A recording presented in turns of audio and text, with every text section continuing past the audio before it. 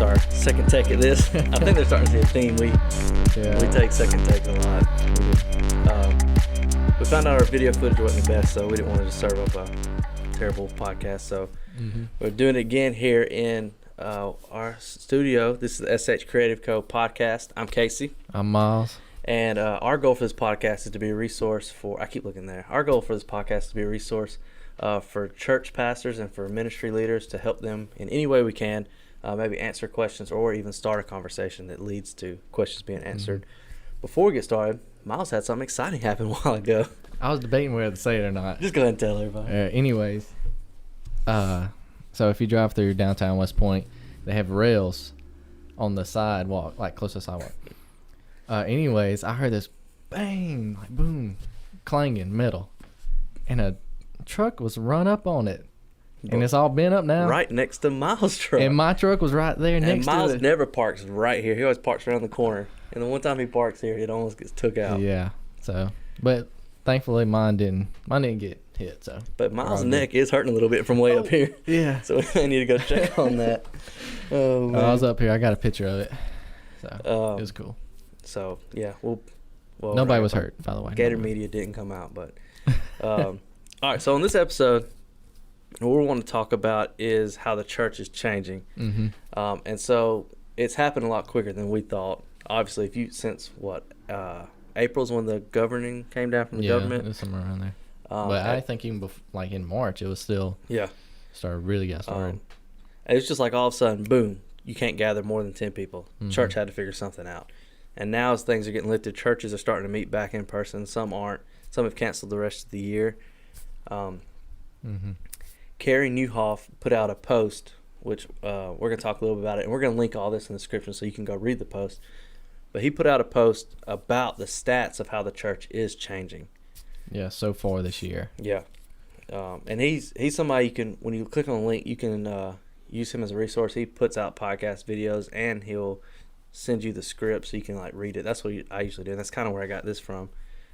But yeah, I got this email too a few weeks back, and I thought it was pretty interesting. I actually didn't. I saved it, but I never went back and read it. I'm glad you pulled it back up. But so we want to talk about it, and just kind of in case you aren't familiar with Carey Nieuwhof, these are some I think cool stats, and so we want to share those with you. They're a little scary too. Yeah, some scary. But pastors, don't worry. I think.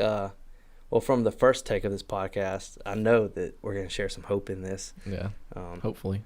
This is round 2, so. Round 2. We may change. It may just be the doomy one. All right. So, you want to talk about his first point, which was that 33% number. Yeah, 36. Sorry, 36. I just read it, and I still missed it. So there's a report out there called the Q3 Unstuck Church Report, and that's what he referenced to. And it said that attendance right now is only 36% of what it was pre-COVID. And so he surveyed 261 churches, and Miles will share in a minute what, because you read about it being a larger churches. Yeah. It was a variation between churches, and a lot of them were kind of on the higher end. Yeah, like attendance wise. Yeah. Like I don't know if they consider mega churches. He did mention mega churches, but I don't know if they. I think considered mega churches. I feel like we read somewhere when we're working at the church that most churches in America are under 200, right? 150 is. I don't know how it is now, but yeah, it's somewhere around in there. I think it's actually Carey Nieuwhof too that talks about once you break the barrier of like 200, that's when churches really start to grow. But it's the 200 seems to be the number churches have struggled getting to. But so most of them are around 100, 150 or less. Yeah. So when you think about 36%. If you're a church of 100, that's 36 people. Man, can you imagine looking out there? You're used to seeing 100 people, and then all of a sudden you look out and there's only 36. That's a huge. And they all sit in the back. Yeah. No, I'm not going to the front. Man. But it's probably even because I know when we counted at the church we were at, our total when we got like 180ish maybe. Yeah. That was counting kids. So in the auditorium may have only been 150, 140. Yeah. So imagine 54. So imagine if you're a church of 100 and then you have 20 kids, so you're a church of 80, and then 6% of that, you're down to like in the 20s, just sitting in your small group. That's when you say it's a small group. Yeah, let's circle the chairs around, and unless you have pews, you can't. Yeah. Everybody comes to the first 2 rows. But dang, so that that just blows my mind that that's where it's at right now, 36%. I would say around in this area, I think it's a pretty big impact. Yeah. Because I don't even know I don't know the attendance of every church around here, but I don't know if they're reaching 100 or 150. No, I know well, I always said this last part. I'm back at a church now. I shared that with Miles like minutes before our last recording. It's a surprise. It should have been live on the air. Yeah, I should have said it on there. But I kind of suspected it though. I can always tell. Casey's. I was gonna tell him. I promised I was gonna tell him. No, he wouldn't. But we're not at 100. I think I've counted the past 2 Sundays just sitting in the back, and I think it's. Oh, so you care about numbers? You should count. I think it's been around the 60 really? mark. That's the adults I counted. So with kids, they're probably like 75, 80. Mm-hmm. So under 100. So 30, like I said, 36% of that it'd be just a few of us sitting in the room. Yeah, that's crazy. Yeah. So in this area, I imagine that's how most churches probably are under. Because when we were at church, we were probably one of the larger ones. Mm-hmm. It was like 150. Good Sundays was like 200. Yeah, when all the college kids are in town. Yeah, college and nobody went on vacations all at once. Yeah, and that kind of thing. We'd do 2 services and count the staff and the volunteers twice. It made for a real good attendance. That was Miles did the counting, so Miles would say, "Ooh, count Casey twice." The band count all 8 of them twice. That's 16 people right there. Oh my goodness. So when I was reading this, I went to Barna, which I was familiar with Barna before this. Yeah, they do most church reports. And I was looking for the average number of attendance in churches, but they gave me the weekly church attendance in 2020 by generation. So millennials, 24 to 39 is the age. Only 25% were attending church. Gen X, which is 40 to 55, only 29%. And then boomers, who are the older generation, 32%. So the highest, still low, but the highest percent of people going to church, which makes sense. My grandmother goes to church when she can, every Sunday. Oh, and it says elders, 37%. So even above 74. Dang. I know. That number, it sounds scary, that 36, but I don't think like my hope is that 36%, the rest of them are staying at home because they care about, what's going on with, they don't want to, spread. And hopefully they're still staying connected with their church through the online presence, not just that's sleeping late. There's about to be another scary number right underneath. And that same point that Carey has, he talks about a number that to me was shocking. Yeah. But hopefully that the rest of that, the church, the other, what's that, 64%? Yeah. Is hopefully they're at home and they're thinking about others. Hopefully there's hope. Now, maybe they are just sleeping in, but hopefully that gives me hope that maybe people are caring about people. Mm-hmm. And you can kind of tell that. I think, closer to our age and younger, they take this, COVID stuff pretty seriously. Yeah. I'm not saying that other generations don't too, but I've seen the millennials and others, really hold on to it, like really hold on to what's going on. Yeah. Do I think with that number 36, do I think the church is going to die off? No. I think this is a good breaking point, rebuilding point, for the church. You have in your notes up here that the church is one of the longest establishments, which I kind of just guessed that. It's got to be. To me, it feels like it. Got to be. But yeah, I don't think it's ever going to die out because, you think of how the church is involved. It hasn't always been you meet together every Sunday for 1 to 2 hours, sing, and it's been in homes. It's been, and there's a lot of pastors we've heard say that if their church building caught on fire, they would hope their church would still meet inside people's houses, like small groups. Yeah. So. I don't know. It's been around for a very, very long time. Yeah. So the church has. So it's I think it's still going to keep on going. Yeah, I think it's going to bounce back. It may not ever, like Carey said, it may not ever get back to what it was. Yeah. Maybe it doesn't need to. Yeah, I honestly think it's going to look different somehow. Yeah. The social media and the online presence, which we're about to talk about, is going to be a big role of that, big play. But there's still going to be people meet in person, but I think there's going to be a lot of online presence needed.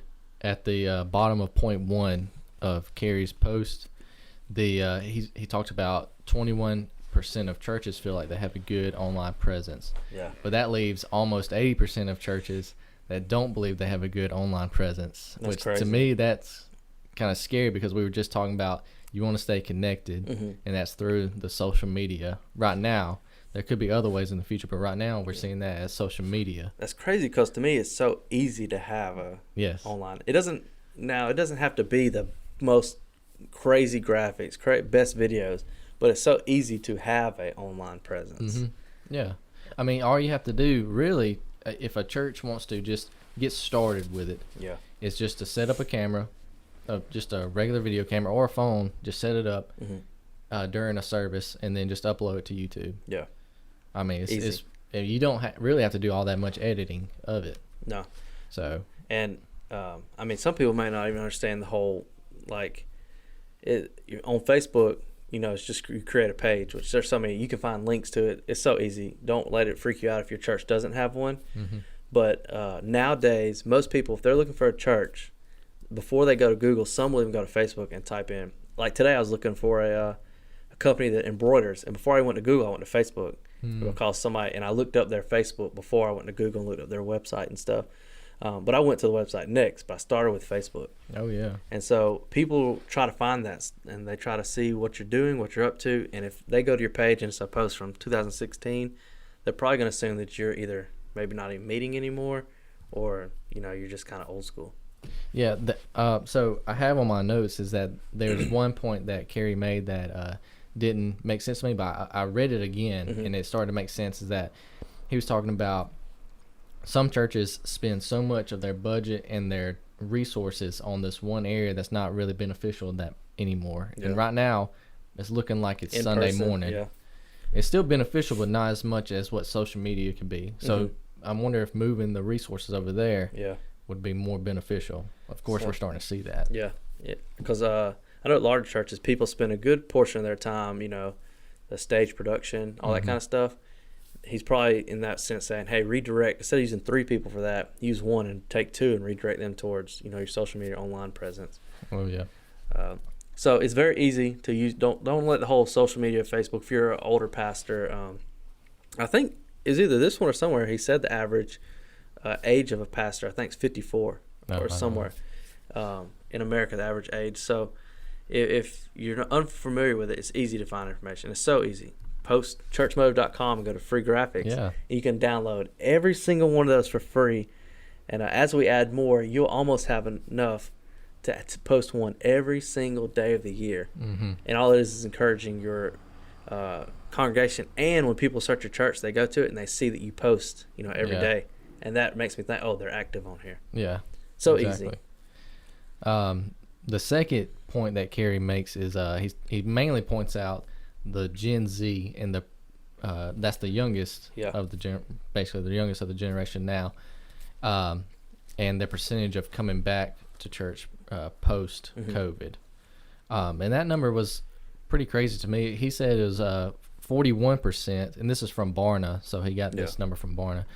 41% will more than likely come to church post COVID in person, which is I mean, it's encouraging that the younger generation, that's 41%, but do we think that's a small number? I mean, does it seem like it's 41%?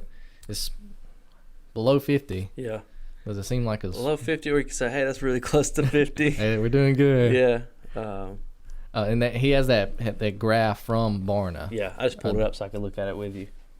And what's weird too, when I was looking at this graph, is that post COVID, it says primarily digital gatherings. That's the smallest little section. We're gonna link this. We said I'm gonna put it in the description. It's in the second point. You'll see a graph from Barna.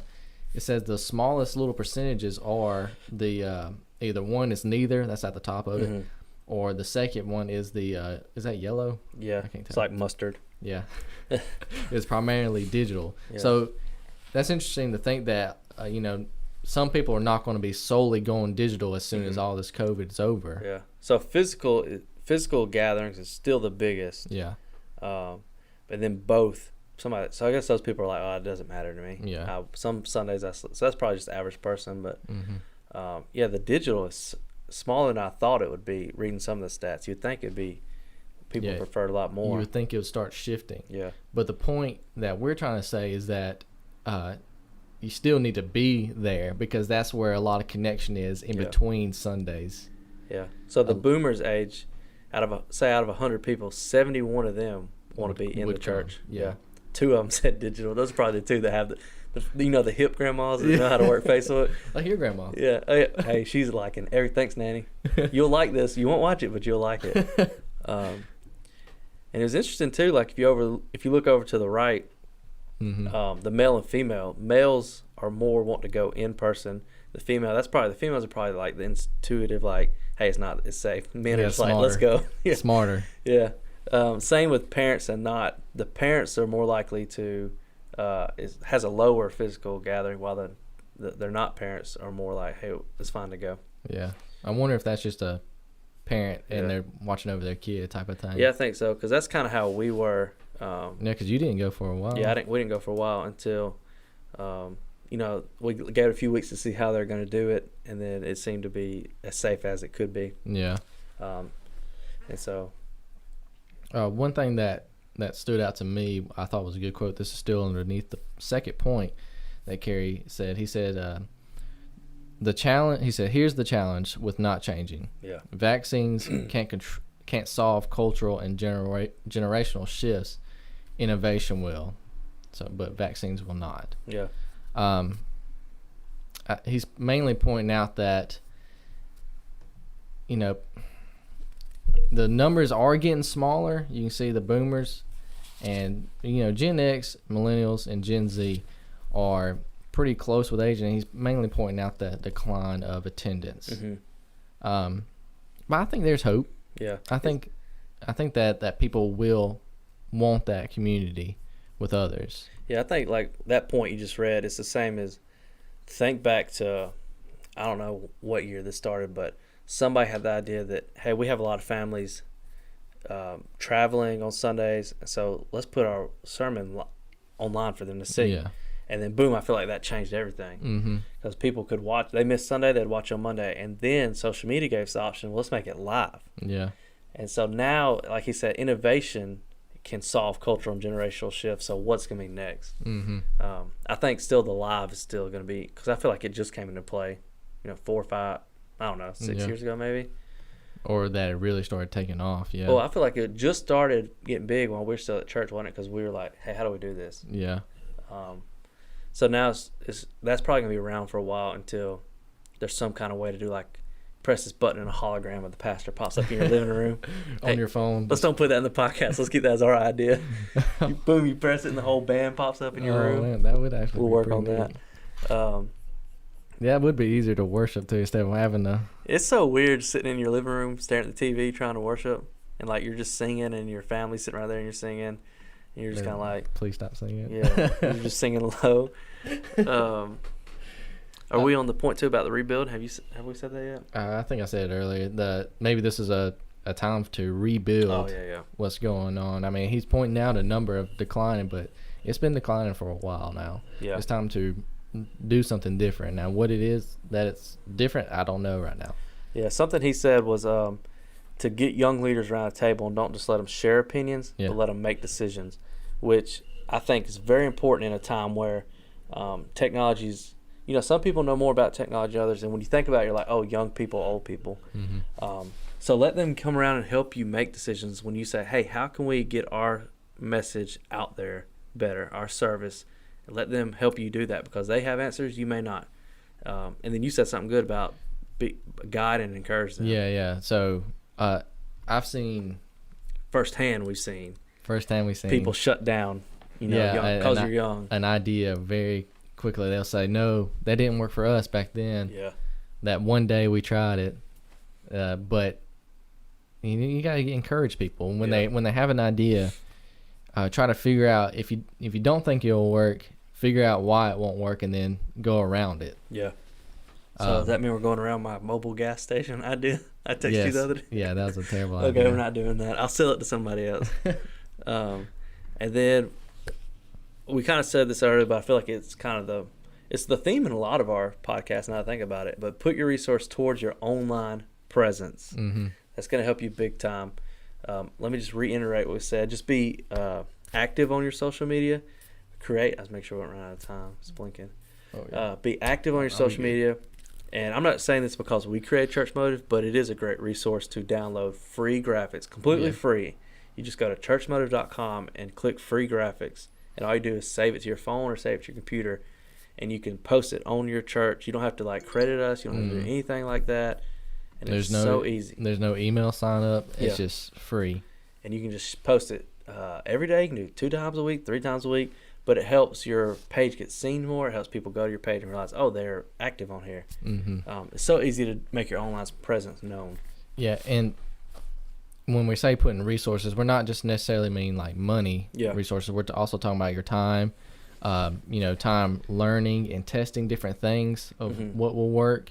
And it doesn't take long, maybe an hour or two throughout the week. Just post something and look back at it and say, well, not many people really saw this. There's, analytics you can look at. Yeah. Not many people saw this one, and maybe I should change up the time. Instead of posting at 2 a.m. in the morning, maybe I should post at, right when they're getting off at work. And we may do a podcast later about the financial side of social media, like, because we've seen, you pay a little bit for an ad, and a little bit goes a long way. Oh, yeah, we just witnessed that, here in a couple of weeks. Another thing too is with social media, I mean, it's in the name social. You want to be with people and connect with people, socialize. And that's what it is. It's not a ad, machine. Yeah. You don't just create an ad like, hey, come to our church, and that's it. You want to socialize, talk to people, get to know people, that kind of thing. And that's what you're supposed to do throughout the week too. Yeah. I mean, as a pastor, you don't want to just show up on Sunday and then see these people again the next Sunday. Yeah, it's a great resource to use. So we hope this kind of helps you. Either way, so these numbers it can be very terrifying. Yeah, no need to be scared though. Yeah, I mean they're just numbers right now, and everything could change next year or the next year. Yeah, or whenever. I bet. The whole vaccine thing's happening now. I'm sure, because we don't really know what's going to happen, but I bet we see a spike in these numbers. People are going to start coming back out and doing things. Yeah. I don't know if it's safe, but we'll find out. And by that time, there might be a church out there that everybody says, man, they're doing a great job with connecting people and becoming the actual church, and then somewhat gather and model with each other through church rework. Hey. We'll talk about that in just a second. Be careful. But things can change in the next few months, and just be aware of what you're doing now and how maybe it can change to connect more people. Yeah. Back. We're back. Yeah. We gotta take a quick break. Now, what did you say about church rework? I thought you were gonna tell us about church rework. I'll set it up, and then because you're kind of the brains behind, I'll set it up. Nah. Okay, so we have this new site. So as you know, SH Creative has the stuff we do as SH Creative, and it's kind of the umbrella. Yeah. And under come other projects. So Church Motive was the first. And now we have Church Rework. If you see a theme, both have church in it because that's kind of what we're passionate about. We want to help the church. Sorry, I'm out of breath coming upstairs. So we had this thing where, like, say you have a question and you go Google it, and it usually takes you to some kind of forum, but there's nothing like that for church ministry work. Yeah. So none that we've seen. Yeah. So Church Rework. Yeah, churchrework.com.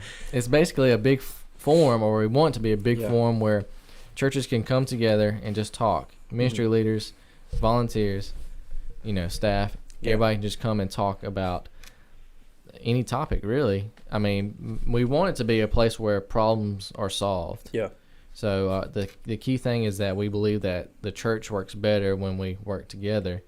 And that's what we promote there. Good saying right there. That's a good saying. Casey came up with that. But it's true. The church does work better when it works together. Yeah, and so the idea, and I've been saying this, I feel like since it's, began, is that hopefully we want a church like that's in California, if they have like a problem or something, that maybe a church in Georgia might have the answer to and can guide them through that. Yep. So that's basically it, is that we want to create a resource that churches can use, and it's free. It's totally free, and if you want to, if it's like a personal or kind of a sensitive topic, to be able to post anonymously, and that so way you don't have to put your name out there. Yeah, or you can just make a account that says John Doe. Yeah. But it can be yours, but hopefully you create an account that's your name and be able to answer other people's problems or questions. I like it because, so for my account, you know, have my email, my name set up. And if I was to post something and someone has an answer, I wouldn't have to keep checking Church Rework every day to see. It would come straight to my phone and say, hey, Miles replied to your forum. Yep. And so this is where we kind of need your help, is that right now there's a handful of people on there who have asked questions that Miles and I don't have the answer to. Yeah. And two, Miles and I don't want to be the only ones answering. Because we don't have the answers. Yeah, we don't. So if you're a pastor or ministry leader watching this, we'd hope that you'd go to at least just check it out. Go to Church Rework, and it shows you on the homepage. You scroll down, it'll show you the most recent questions, so you don't have to go digging. It's right there. Just click on a few and see if maybe you have an answer for them to help, and then maybe you do, or maybe you'll see something that'll spark a question you have, and then you leave it. But we need your help to, one, get the word out, and two, we need people to answer these questions because Miles and I don't have the answers. Yeah, we got plenty of questions. Yeah. And I still got a lot of questions. Yeah. So we love that people are using it. Yeah. We just need more people to have answers to use it as well. All right. That's it. Yeah. We're just going to do it. We're just going to put it out there. Put it out there. That we need people. We need help. We need help. You know, I don't say that very often. Casey never says it. But I'm asking you, ministry leaders and pastors, at least go check it out, churchrework.com. All right. Yep. That's it. That's it. We hope this podcast helped you. We have another one going to be coming out soon that I think is going to be pretty good. Unless we film it a couple times, then it may not be. Yeah. But if you could help us out, subscribe to this YouTube channel. We're going to be working on some other projects too, so it's not just always podcasts on this channel. We're hoping to put out some other fun projects. You can check that out. Like us on Facebook, and that's it. Amen. Amen. You're dismissed.